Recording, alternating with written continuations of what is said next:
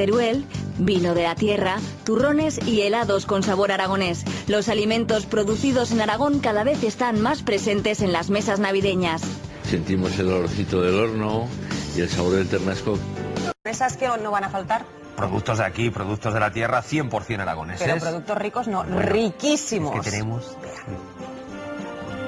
Quirlache, mazapán o yema son algunas de las especialidades que elabora la familia Foz en Beceite, una generación de artesanos confiteros que hacen turrón desde 1869. Eso sí, los ingredientes no han cambiado. Con el azúcar y un poquito de agua y haremos caramelo. Y cuando ya esté a punto, entonces pondremos las almendras debidamente, están tostadas.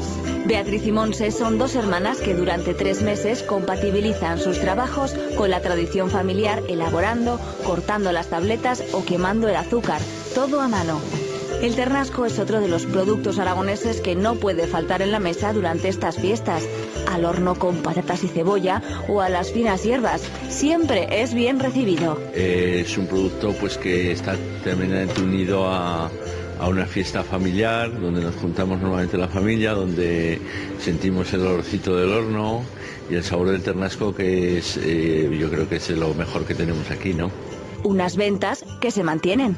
La campaña es prácticamente del 18 de diciembre a Nochevieja, ¿no? Son 10 días. En esos 10 días nosotros vendemos 20 y tantos mil corderos, ternasco de Aragón, y cuando nuestra media en esos 10 días sería 7, 8, la tercera parte.